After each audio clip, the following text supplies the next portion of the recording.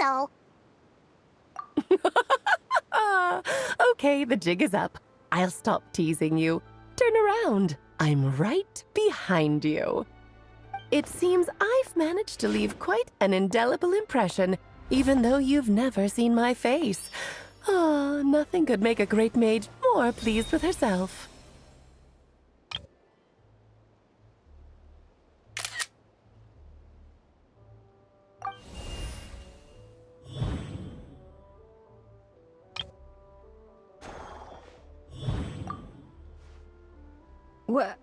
What is going on? I've heard that all the big shots in Teyvat have long, wordy titles that stun people speechless when they make their entrance. Unfortunately, none of them are affiliated with the Hexenzirkel, and we ourselves keep a very low profile. The notorious name-dropping doesn't quite work for us. Still, I, for one, think I'm really quite amazing. So that didn't stop me from coming up with a title anyway. Alice? It's really you this time? Not a lantern or a Dodoko, but Alice in the flesh? Ah, that's right. So, what do you think? How does it feel to finally meet me? You look like... Oh, that's the first thing you thought. A little surprising, but that actually makes me very happy. Because that means that when Klee grows up, she'll be just as stunningly beautiful as her mother. So she's a friend of yours? Kind of. This is actually the first time we've seen her in person. I see. Madam Mage, that was, quite a powerful entrance. I certainly won't be forgetting it anytime soon. It's okay, Lauma, don't force it. Paimon will do the honors. This is Alice from the Hexenzirkel. She's a friend of ours. And of Arcus, too. That's right. She's a good person, just kinda... unpredictable. Well, what is the human heart if not unpredictable? Hmm? If we could not do as we please, how would we differ from machines? I am Lauma, Moon Chanter of the Frost Moon Scions. It is a pleasure to meet you. Oh, I know. Before you got here, I spent a good, 15 minutes getting up to speed on Nodcry's present situation. In other words, I've read the whole in the last episode part, so we can skip the pleasantries. Fair enough. Well, Miss Alice, I can already tell that you have quite a unique personality. He'll get used to it. Paimon sure is. So anyway, what are you doing in Nodcry, Alice? Oh, I thought I told you already. This time, I'm the final boss. And what a formidable foe I shall be. Powerful, confident, decisive, and good luck finding my weak spot. You will never succeed.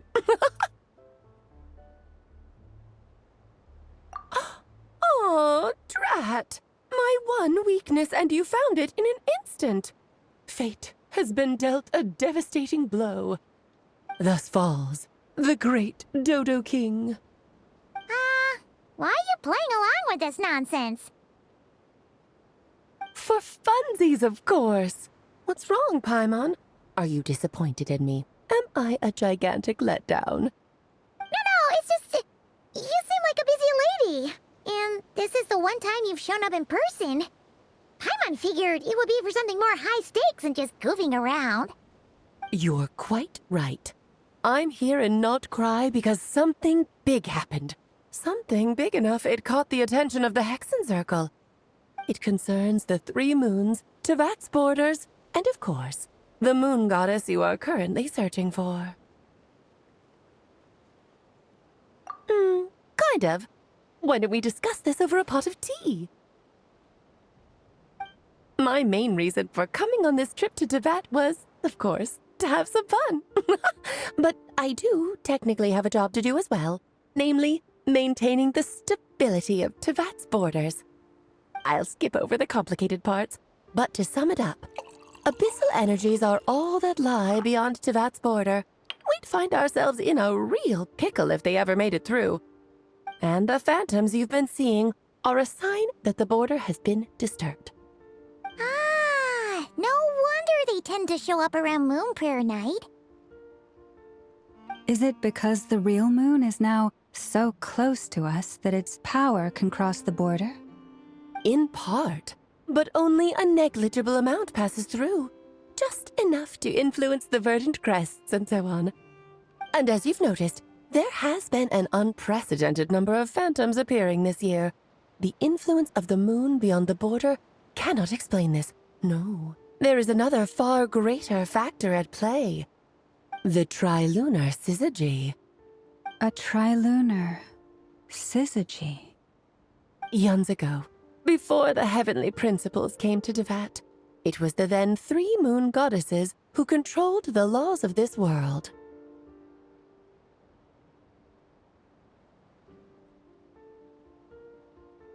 Oh, that's exactly it!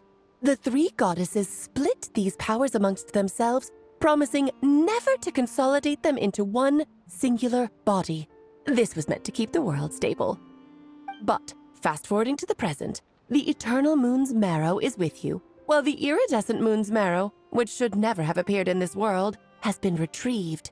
Add that to the presence of a moon goddess in the flesh and... the power of all 3 moons is gathered here in Notcry. There hasn't been an event like this since the War of Funerary Flame. And it's having a noticeable effect on Tevat's borders. Because I wish to give my darling daughter a peaceful, sunny environment to grow up in. Is that a good enough reason? Kinda sounds like you're dodging the question, but it does make sense. Well, that's one reason anyway, and the most important one. The others are a little complicated to explain. For instance, cleaning up after dearest Miss R. Albedo could tell you more about that if you're curious, but right now, I have a more important question to ask you. Why are you collecting the moon marrows?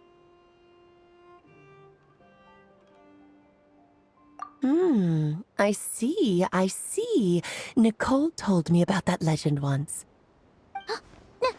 Nicole? You mean Mage Anne? Oh, so you remember. Yes, of course. That was a story about fate, her area of expertise. But back to the story of our dear moon goddess. I'm afraid her intended method of returning to the moon is unlikely to work anymore.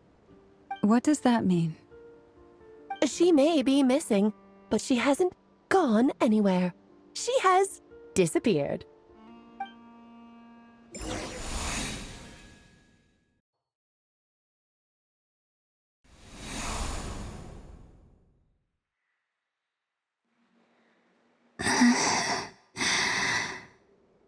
My body is so heavy. Wait, no. It's my mind that's heavy. My arms and legs are as light as a feather. What's happening to me? I feel drowsy, like I've been asleep for too long. Is it daytime or nighttime? Is the moon out? I think I'll go for a walk.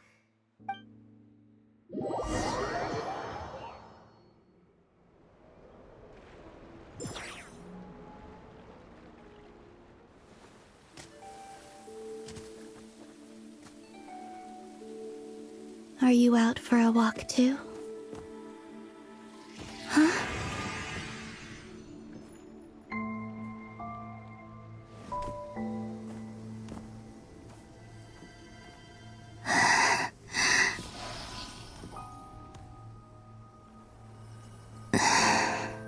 The day has come at last.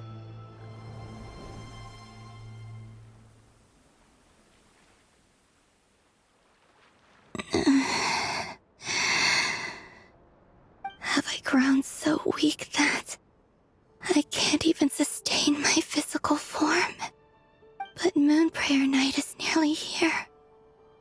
I was so close to returning home. Death is near. Is this how it ends for me? Will I return to the moon after I disappear? Or... I don't want it to end like this.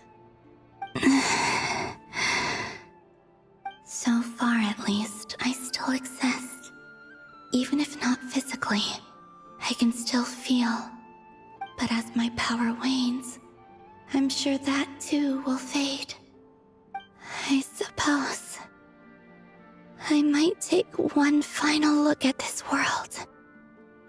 The world where I was born.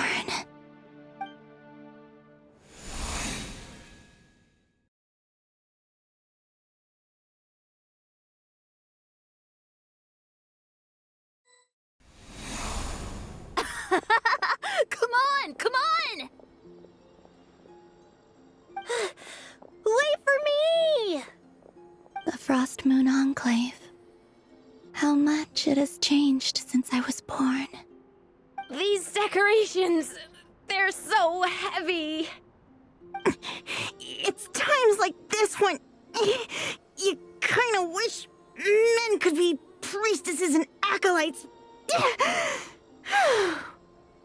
How fascinating. I've never had the chance to be privy to people's private lives in this way. In the past, people would get so solemn and serious the moment I showed my face.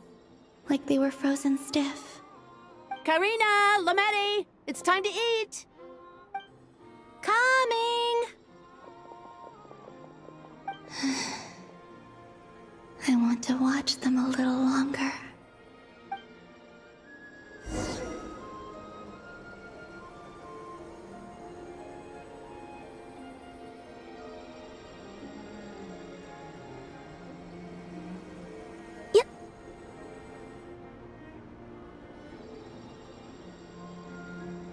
So just fill these balloons with air, right?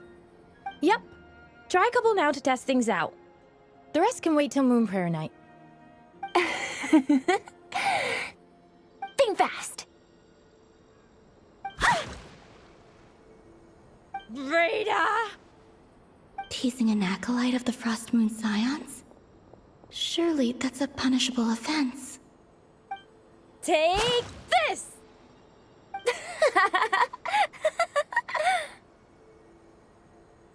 Huh? All right, enough horsing around. Lady Lauma gave us a task. We should get back to it. The task is just to check that the balloons don't leak, right? Doesn't matter if we fill them with air or water. Yeah. Okay, you got me there. And you got me there. But still, we can't use all the balloons before the festival even starts. We won't use all of them. And as long as Lady Lauma's trusted acolyte doesn't snitch, this can stay as a little secret between friends. A couple more can't do any harm, right? Oh, you menace. Then, think fast! Is pumping a balloon full of water really so much fun?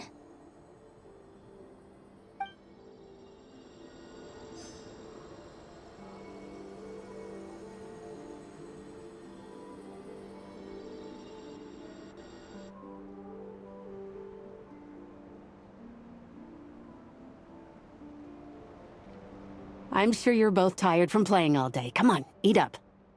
A plain, humble meal. That has always been the way of the Frost Moon Scions. Huh? How come Lametti got a midsummer berry dessert?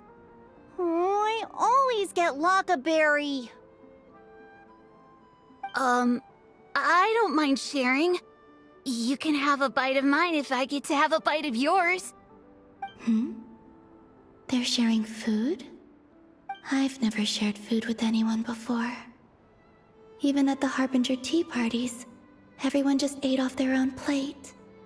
And when I couldn't finish my food offerings from the Frost Moon Scions, they'd leave the leftovers out under the moonlight for the animals to claim.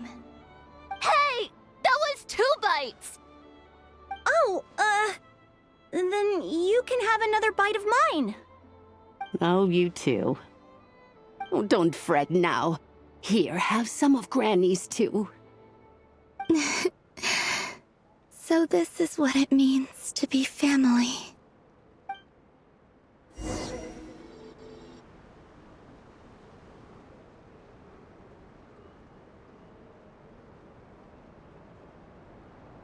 I'm seeing so much that I'd never usually get to see. They'd never act like this when I was around. It's nice, being able to just watch people in peace in these final moments. What a rare opportunity. I think I'll go take a look around Nasha Town, too. Maybe the Traveler will be there.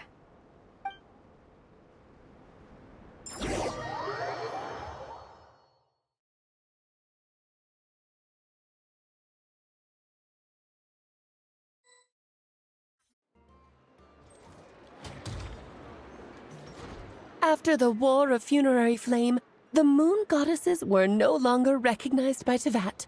They lost the whole foundation for their existence. That's why the moon goddess's strength is fading. She cannot withstand the world's rejection of her.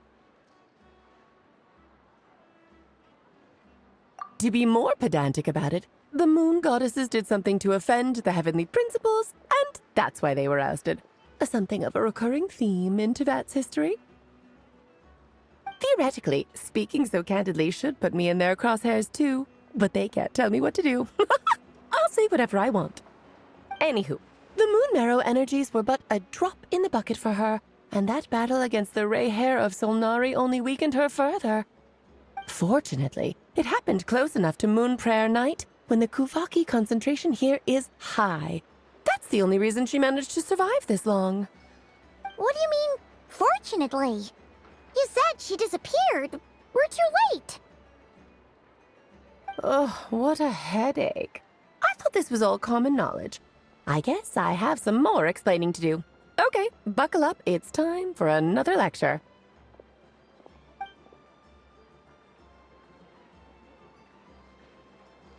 Now, I said earlier that the moon goddesses lost the foundation for their existence.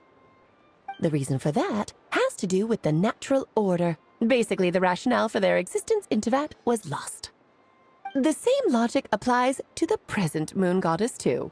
Consider her existence so far. Her comrades in the Fatui called her Damselette. And she was worshipped as Kutar by the Frostmoon Scions. But these connections have now been severed, whether by her hand or yours. So, the rationale that once sustained her existence is now gone. Wait, we did that to her? Oh, well, strictly speaking, yes. But let's not start pointing fingers, shall we? I'll only end up as the big bad villain, and that's not the kind of final boss I want to be. Of course I do. I'm only the greatest mage in the whole entire world. Now, if you wish to find your moon goddess, there are two problems we need to solve. Firstly, we'll need to strengthen the connection between her and Tevat, at least enough to sustain her until Moon Prayer Night. Strengthen her connection. But does that mean I'll have to rally all the Frostmoon faithful behind this? I'm afraid a bygone faith and a former home won't be of any help to her now. Do you know her name? Her name? Oh, yes. Names are very important things. A name is a fundamental concept that anchors one's entire existence. Then your first job is to find it. As a moon goddess, I'm sure she must have a name she identifies with. Neither Columbina nor Kutar is her true name, and she's never really accepted either of them. So, finding out her real name is enough to sustain her existence? Yes, I know it sounds like a small step, but every journey begins that way. So for now, that's all we need to focus on. The second problem is with her plan to use the moon marrows to return to the moon. Unfortunately, piercing through the false sky will take an enormous amount of power. Given her current condition, she won't be able to provide anywhere near enough power, even if she recovers her physical form. But no need to fret. Nicole's the expert in this field, and I'm sure she'll figure something out. Wait, Mage N is going to help us out too? That means we've got 2 Hexacircle mages on the case. This is turning into a pretty big deal. Actually, this is more of a side quest for me.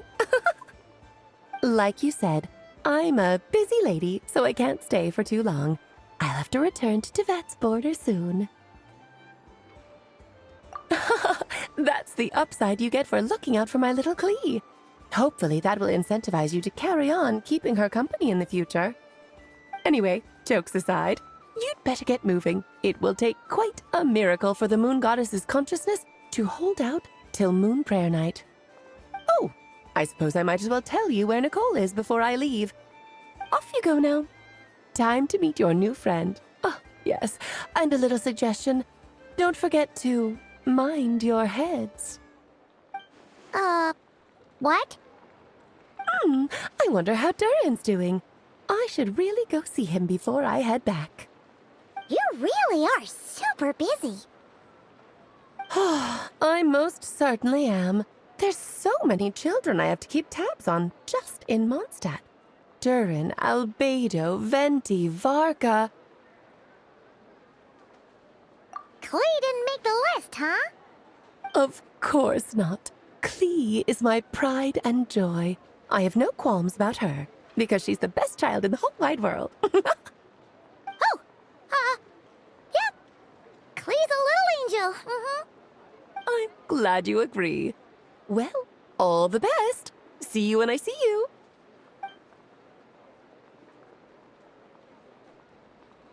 She left in a hurry.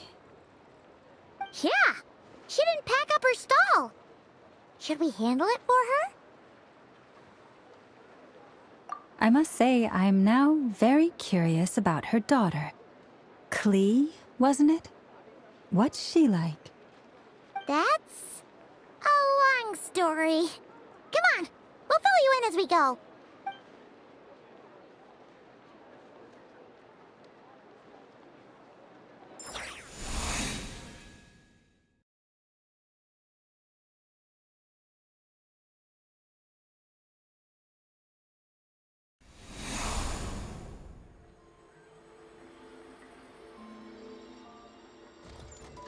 What a lively place. I've never experienced Nasha Town like this before. Hey, you old geezer! Your hammer's rusted through! Who are you calling old geezer? Are they quarreling?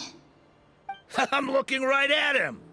You've really gone downhill since giving your daughter free rein in the workshop. Can you even swing a hammer anymore? It shouldn't take you days just to fix a single chair!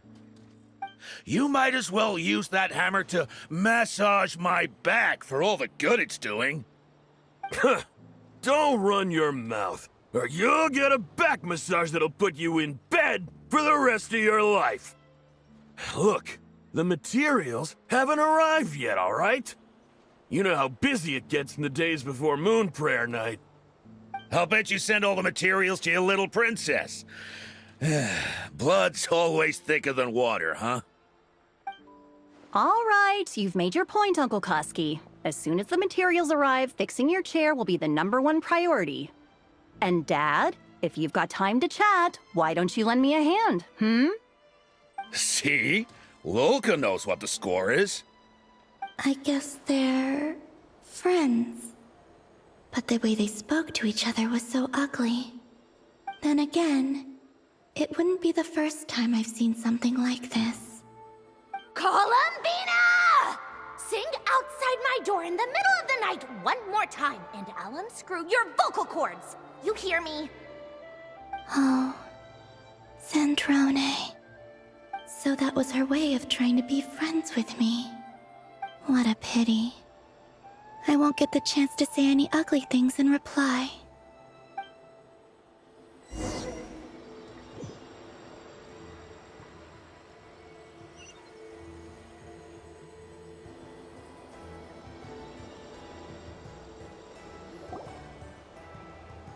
Hey, have you decided what to give her for Moon Prayer Night?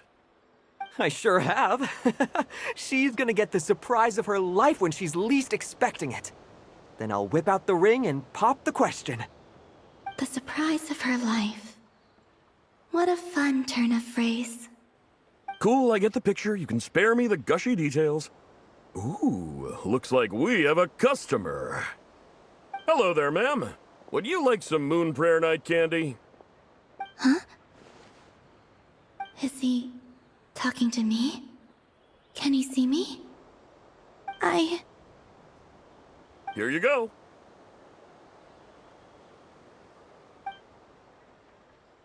Oh.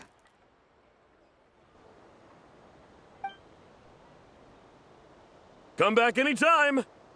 Right. Now, where were we?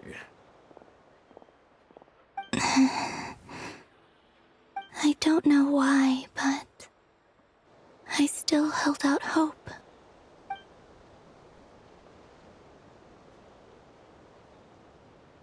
The most important thing right now is to find that mage.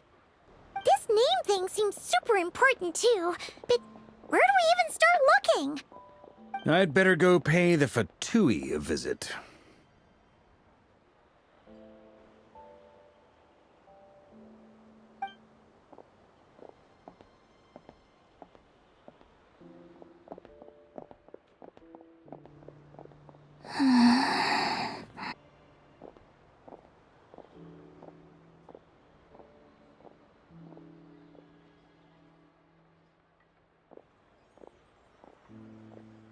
Columbina?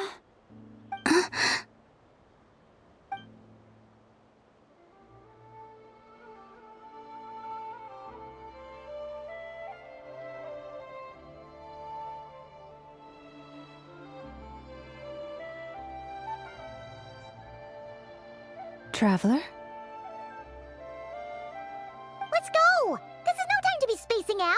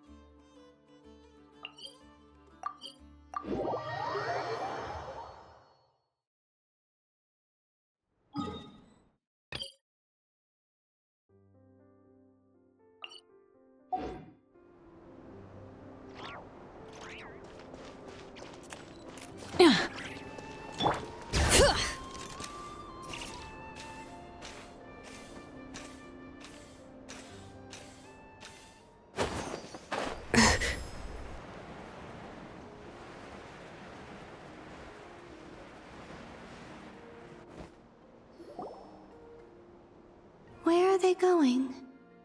They mentioned a mage and a name?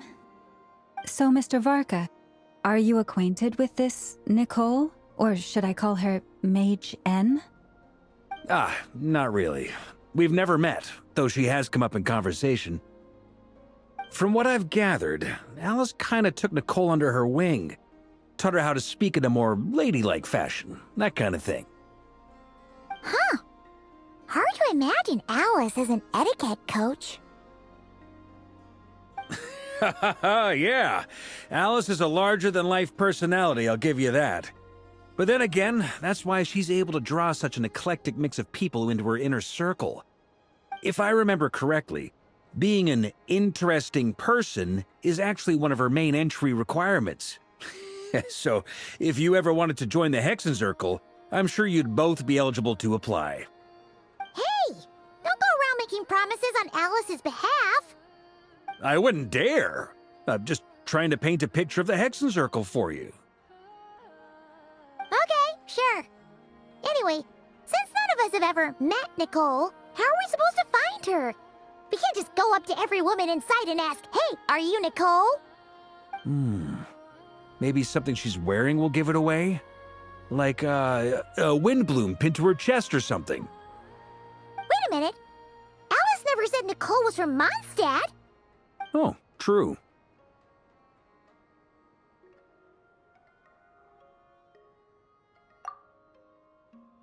That would be this young lady, then?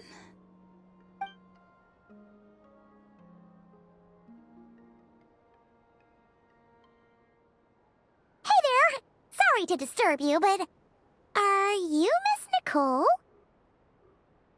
Varka, Knight of Boreas of the Knights of Favonius. Alice might have mentioned me before. Mm-mm. Have we got the wrong person? Sorry. Well, this is awkward. When I shook my head, I meant, no, Alice hasn't mentioned you before. Huh? Where is this voice coming from? My apologies. For certain reasons, I am unable to speak. This is the only way I can communicate with you. It might take some getting used to, but I hope you can understand. Hey, it's fine. I'm more shocked by the fact that Alice never speaks about me. I mean, As for you two, we have crossed paths twice before, but it is nonetheless a pleasure to finally meet you. It's really you! Thanks for all your guidance in the past! You're quite welcome. This time, things are different. We have reached the unwritten pages of the story. You might say that we stand at the crossroads of fate. Now then, allow me to formally introduce myself. My name is...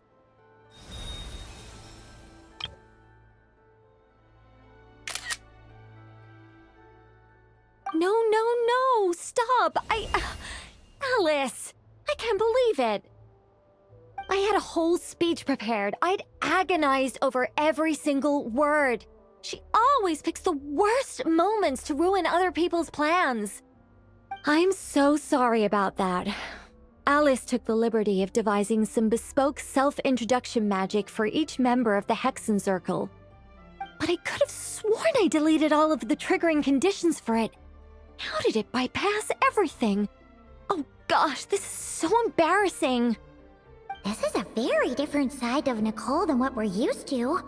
Is she not used to face-to-face interactions? Don't worry about it. We've seen that introduction magic once already, so it wasn't too much of a shock. Please go on, Miss Nicole. We'd love to hear what you have to say, or, well, communicate. Huh? Are they talking to this lady? But... Will you all promise to forget that horrendously embarrassing introduction? sorry, embarrassing. When?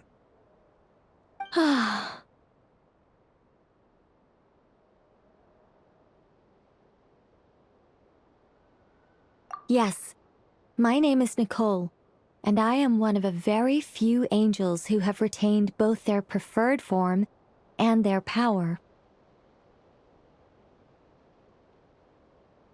The Traveler and Paimon should be no strangers to this concept. There is another of our kind in Natlan. They call her the Lord of the Night. Right! Paimon remembers her. Yes. Well, I have retained more of my power than she. It's because I don't have a long-term duty to fulfill. To be more specific... no. We'll be here all day if I get into the specifics. Moving on. If I'm not mistaken, you are here because you wish to learn how one might reach the moon beyond the sky. That's right. Is that something you can give us any guidance on? Yes, I do know a way. It began with the Hyperboreans, who lived after the War of Funerary Flame. Blank looks. Maybe I should start with the background of the war. Or maybe not. It shouldn't be an issue. I'll fill in the gaps for you when we have more time. Anyway, after that war ended, the three moons retreated to beyond the false sky. The Hyperboreans were humans I once aided. They accepted the civilization and creations bestowed upon them by the angels. But despite accepting many blessings of the angels, many among them still held on to their faith in the moons. They were reluctant to accept the new order. Even after the War of Funerary Flame, they sought to contact the moon goddesses beyond the sky and receive their guidance. But all three had passed away by that point.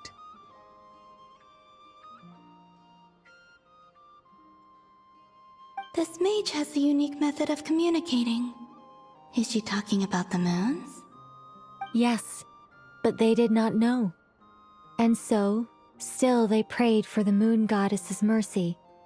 After building titanic structures that consumed vast amounts of Kuvaki, at last they glimpsed the moons and heard their voices. But of course, they were gravely disappointed, for it was then that they realized the three moon goddesses were dead. Oh, that's such a sad story. It is. Humanity was in a very sorry state at that time. The angels who had once aided them were gone, and the War of Funerary Flames had left them homeless and destitute. Just a second, I gotta ask.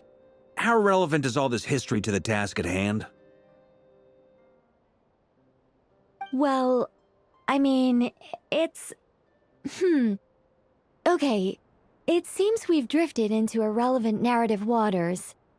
It's been a while since I've had the chance to speak inside someone's head. As soon as I got started, I lost control and the words just flowed out like a waterfall. What I'm trying to say is... Right, yes, that's it. The relevant part is the ritual created by the Hyperboreans. The fact that they bypassed the false sky and saw the true moons implies that they successfully built a connection between Teyvat and the outside world. Which means, with enough Kuvaki and a sufficiently stable connection, it should be feasible to send one person over the border. Okay, so they built some kind of portal? Oh, yes. A portal. Yes. Is something wrong? You sound disappointed. I just didn't expect you to summarize it so well. It turns out I could have said all that in one word, if only I'd managed to think of it. No, please, it's fine. This is invaluable knowledge. I'll be sure to record and preserve everything in writing. Oh, really? Well, in that case, I suppose I could backtrack and add some more detail. I did gloss over a few things so far. Whoa, whoa, whoa, time out. Let's summarize what we've got first. The Hyperboreans were the last ones to use this method, right? So we somehow need to find whatever structure they built and make sure there's enough Kuvaki to power it up. Luckily, we have the moon marrow of both the eternal and iridescent moons, so we're all good for Kuvaki. Which means the key issue we need to focus on is finding the place. Am I right so far? Yes. Although I expect the structure is long gone by now. That said, what if we could take advantage of the phantoms to travel back to a time when it still existed? Well, travel back isn't quite accurate. It's more like we'd be creating a handshake between 2 points in space-time. We wouldn't even have to pick a time when it still existed.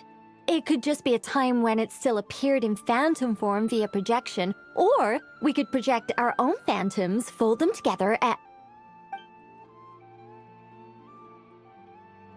You look lost. Was that too hard to follow? Yeah, things got a little, technical there. Paimon's brain is reaching capacity. All right. Let me think about how to put this more simply. Okay, got it. Over the next few days, I'll search for phantoms that we can use. Once I find one that meets the criteria, I'll let you know and we'll regroup. By completing certain rituals, specific individuals will be able to enter the phantom and make it to the Hyperborean structure.